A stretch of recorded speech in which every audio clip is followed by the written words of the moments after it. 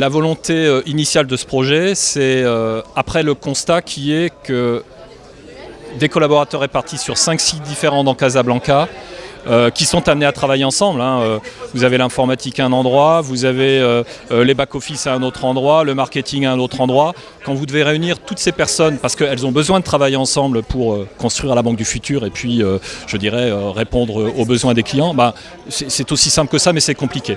Donc, il fallait franchir le pas à un moment, et donc le site des arènes et puis le projet que vous avez ici va répondre évidemment à cette attente qui est forte, des collaborateurs qui ont besoin de se retrouver, parce que tout simplement on le constate, on s'inspire évidemment de ce qui est fait au Maroc, en Europe et ailleurs, c'est tout simplement beaucoup plus efficace.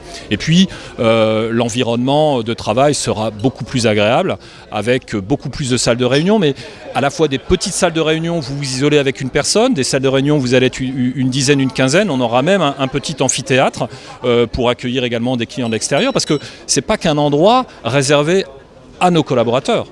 On aura une agence au rez-de-chaussée, on aura un centre d'affaires au rez-de-chaussée. Donc le but, c'est évidemment qu'il y ait de la vie, qu'on puisse y voir nos partenaires et nos clients. Au final, il y aura 900 collaborateurs, c'est-à-dire bon an, mal an, les 900 qu'il y a aujourd'hui sur les différents sites. Alors, c'est 900, y compris un certain nombre de prestataires et de partenaires, puisque évidemment, notamment nos équipes informatiques ne sont pas constituées que de collaborateurs internes. On a évidemment des prestataires et des externes. Mais à terme, c'est 900.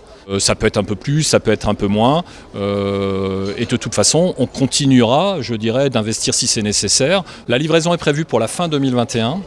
La bonne nouvelle étant que les délais pour le moment devraient être respectés. Le plus difficile a été réalisé. Le plus difficile, c'est les fondations et les sous-sols et les parkings.